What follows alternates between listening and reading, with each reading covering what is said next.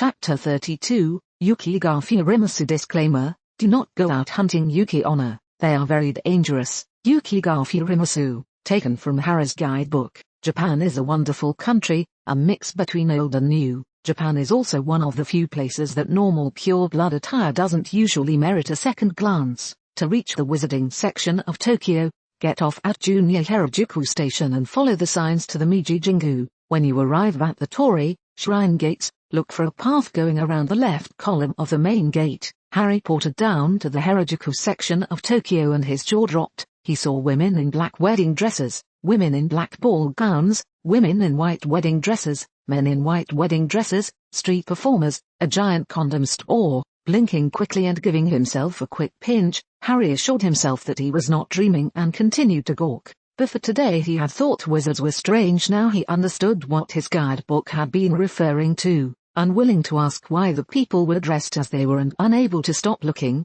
it took Harry several minutes to walk the 100 or so meters to the entrance to the magical district. Taking one last glance over his shoulder, Harry walked around the massive Torii and found himself in the middle of a section of town that would not look out of place in the Edo era. Excuse me. Harry walked up to a small street stand. Yes, the woman at the stand nodded. Could I have some of that whatever it is you're cooking? Harry smiled. It smells really good. Okay, the woman nodded. It's called gyudon, by the way. Would you like extra sauce with that? Sure. Harry nodded as he smiled down at his bowl of beef and rice. Do you have any suggestions on things to do around here? Visit a shrine, go see a sumo match. The woman shrugged. What do you like doing? Either of those sounds fine. Harry smiled. Is there a shrine around here? You walked through one to get here. The woman smirked. They've got a magical section down the street a bit. Thanks. Harry finished his food and looked up. How much? 5 ryo. The woman held out her hand.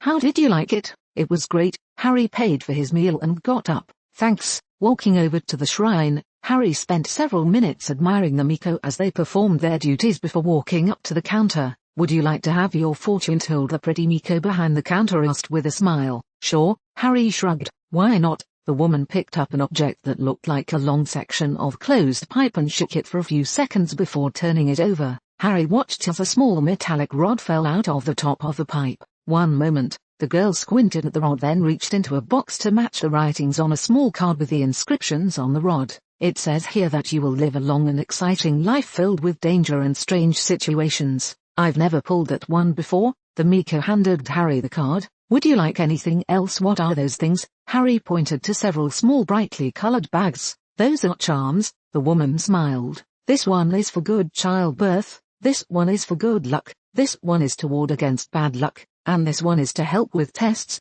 I'll take the anti-bad luck charm. Harry smiled. Who needs good luck when I need all the help I can get to keep the bad away? The woman gave a pretty smile. Do you want anything else? Give me a couple of the good study ones. Harry smirked. I've got a friends that kill me if I didn't get her one and the friends that needs help. Here you are. The woman put them inside a small bag. Thank you for coming. Have a nice day. Harry paid for the items and began walking away. What to do? A bit of movement out of the corner of his eye drew his attention and he looked down at the strange little fox that appeared to be following him. Hello, Harry smiled. What are you doing here, Odin? The fox transformed into a cute young girl with 2 bushy red tails. How did you see me? I get followed a lot. Harry shrugged. And so I guess I'm just more vigilant than most people. I guess. The girl pouted. Why were you following me? I wasn't gonna do much. The girl smiled nervously. Just play a little trick on you. You like jokes? Harry chuckled. I've got a couple of friends who'd love to meet you then. Really? The girl perked up. Where are your friends? England. Harry smirked. Bit far from here. Oh? The girl's shoulders dropped. You can still write to them. Harry tried to cheer her up. I'm Mr. Black, by the way. Black. The girl seemed to consider the name. I've heard of you. Nothing bad, I hope. Harry smiled. Not much. The girl shook her head. Do you mind if I ask what you are? Harry glanced at the girl's tails. My name is Kimiko and I'm a kitsune. The girl replied proudly. I've only got 2 tails but I'm working on getting more. Good luck. Harry nodded. Do you know of any bookstores around here? Sure. The girl nodded. There's one over there. And I think that Kumo will want to talk to you after that. Then why don't you show me this bookstore and then we can go talk to Kumo? Harry suggested. Okay. The girl nodded. Come this way. The bookstore was nothing special, but Harry managed to find several tomes to add to his collection, including one rather large book on native Japanese magical creatures. "Can we go see Kumo now?" The girl seemed impatient for some reason. "Sure," Harry nodded. "Let's go." The girl led Harry through a confusing set of streets and alleyways before she finally stopped in front of a small temple. "Kumo's in there," she smiled. "Can you tell me how to contact your friends that like jokes?" "Sure," Harry nodded. "Just contact Fred and George Weasley in England. I'm sure that they'll be happy to talk about playing tricks on people." "Thank you." The girl gave him a quick peck on the cheek, then turned back into a small two-tailed fox and scurried away. Harry's hand reached up to touch his cheek by reflex and he grinned widely. Being kissed by a pretty girl was another one of the small pleasures that he had learned to enjoy this summer. Shaking his head to clear his thoughts, Harry walked into the temple and looked around. "Hello." Yes, a man dressed as a Buddhist monk stepped out. "Ah, a guest, and one that's started on the path to enlightenment. What can I do for you?" "A Kistu named Kimiko told me to talk to someone named Kumo." Harry smiled. "I'm Kumo," the man nodded. "Who might you be?" "I'm Mr. Black." Harry smiled. "So I guess the question is, what can I do for you?" "Ah yes," the man nodded. "I've heard of you. As for what you can do, well, we're having a bit of a problem." "What kind of problem?" Harry sighed. "A Yuki Onna has moved on to one of the mountains north of here," Kumo began, "and she's shown herself to be very dangerous. I was hoping that he'd be willing to help us deal with her." "I'll go up and have a look around," Harry nodded, "but I'm not going to promise anything more than that." "That is plenty," Kumo smiled. "I suggest you catch the next train so that you can train." Harry interrupted. "It's a large device that goes on a pair of parallel tracks," Kumo explained. "They go very fast, and I know about trains." Harry interrupted again. "I was just surprised that you didn't want me to take a portkey or something." "Horrid things," Kumo sniffed, "and difficult to get in this country. Most Japanese use magical Shinkansen to get where they want to go." "Then I guess I'll take the train," Harry shrugged. The two of them went to the train station and Harry ordered his ticket. "Good luck, Mr. Black," Kumo called out as Harry walked through the turnstile. Harry walked to the platform and gasped in shock as he watched the Shinkansen glide up the tracks. The magical train was much sleeker and looked more modern than the humble Hogwarts Express. "Professor," Harry pulled out his Zippo. "Yes, my friend," the professor's voice responded. "I don't think you'll ever forgive yourself if you don't come to the magical section of Tokyo and go to the train station to see their enchanted trains." Harry smiled. "They've even got an enchanted modern train." "Thank you," Henchjiral's voice replied. The professor would have responded, but we just started walking through a section of town called Akihabara and it's filled with electronic shops coupled with hearing about the enchanted trains. Well, he just couldn't handle the excitement and fainted. "Okay," Harry shrugged. "Well, I am going up north to take care of some kind of monster, so I'll be out for a day or two." "Have fun," Henchjiral replied. Later, Harry closed his connection and got on the train. Harry spent most of the train ride going over his book on Japanese magical creatures, and by the time it pulled into his stop he was confident that he had at least a rudimentary idea of what he was going to face. Shouldering his pack, he got out of the train and began walking into the hills to find the creature that he had been sent to subdue. His first challenge came when he was about to cross a small stream.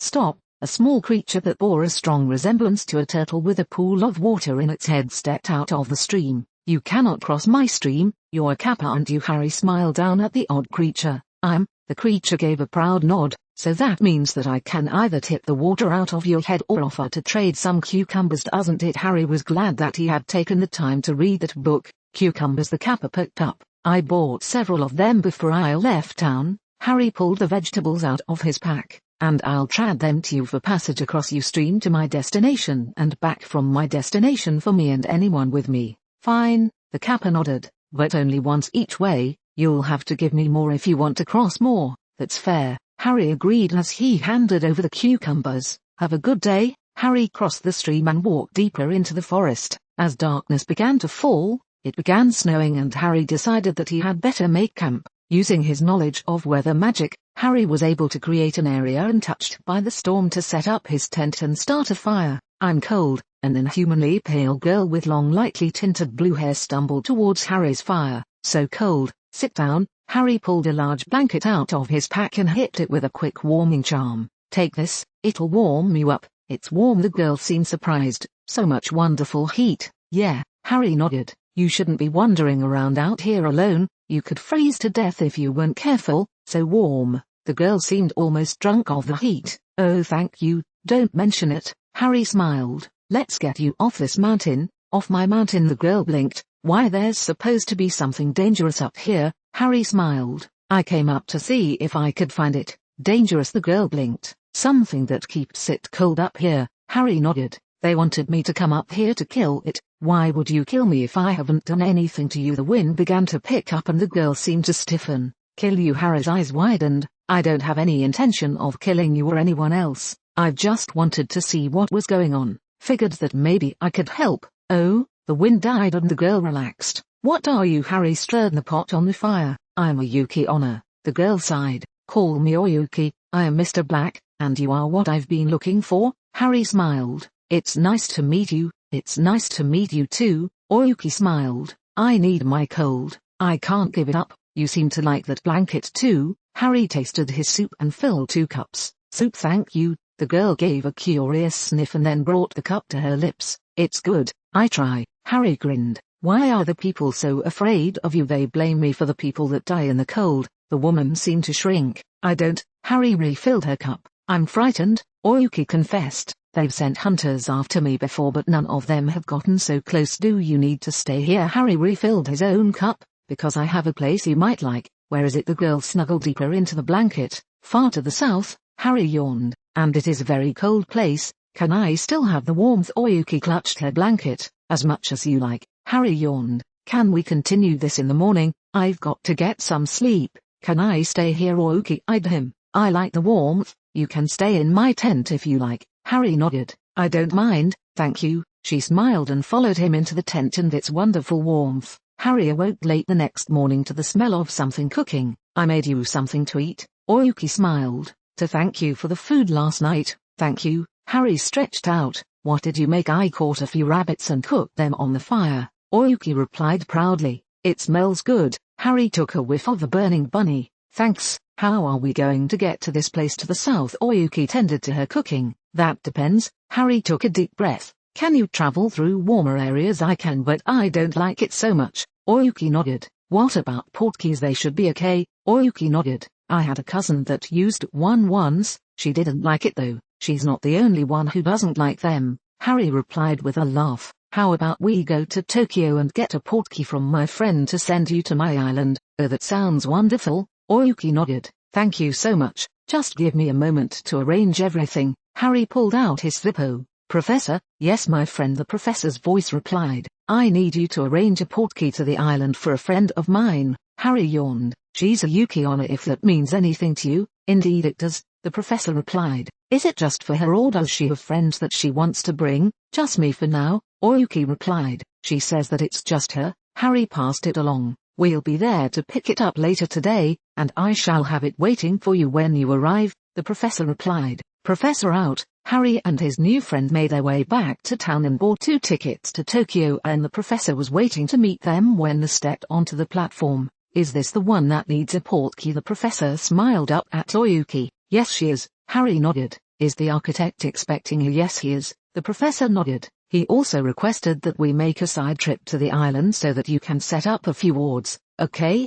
Harry nodded. Did you ever make any progress on those undetectable wards? I believe so. The professor nodded. We'll have to test it out later. Excuse me. Oyuki smiled. But I'm getting a bit too warm and I was hoping to get that portkey. Yes, of course. The professor nodded. Here you are. Just say snow to activate it. Thank you. Oyuki gave Harry a kiss on the cheek and handed him a small glass vial filled with a clear liquid. Show this to the man that sent you. He should know what to with it. All right. Harry nodded. I hope you like the island. Oh, I will. Oyuki nodded. Goodbye, Snow. What was she? The professor watched as the strange girl disappeared. Just a girl that needed help. Harry smiled. I've got an errand to run before we leave. I shall prepare the Zeppelin for departure. The professor nodded. I shall see you soon. Later. Harry nodded. It took him a few minutes of walking to get back to the temple where he had met Kumo. Back so soon? Kumo's eyes lit up in shock. Decided not to bother with things. No, I solved your problem.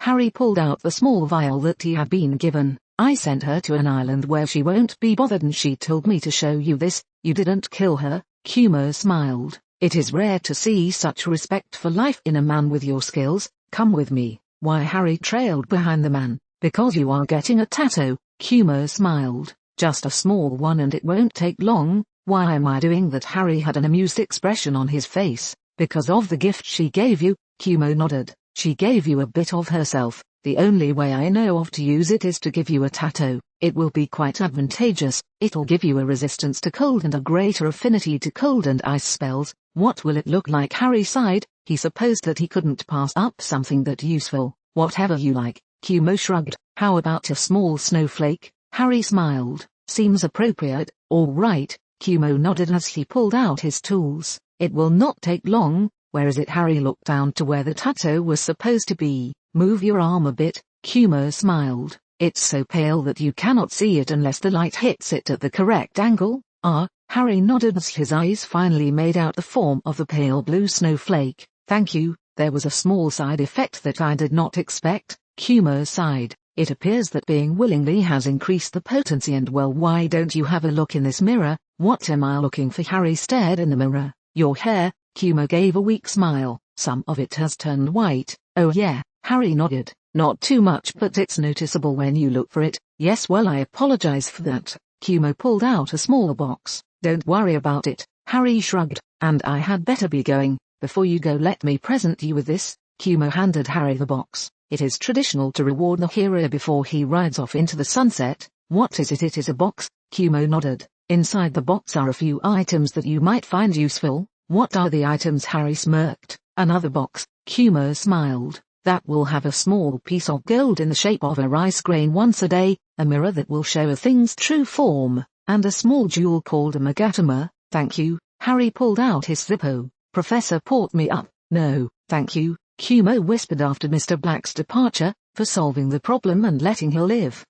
I've been to most of the places in this chapter too. Shinkansen is a bullet train. I didn't even think of it when I wrote it because everyone that lives in Japan calls it by the Japanese name and I didn't feel like changing it either. A kitsune is a fox spirit that has a different number of tails depending on rank up to 9. They are said to be able to change into young women and they like to play pranks. A yuki-onna is a traditional Japanese mythical creature. The translation is Snow Lady. She likes to freeze people to death and will sometimes take a mortal husband. A kappa is a sort of water goblin that likes cucumbers. Magical tattoos are quite common in Asia. Almost had him get one in Thailand.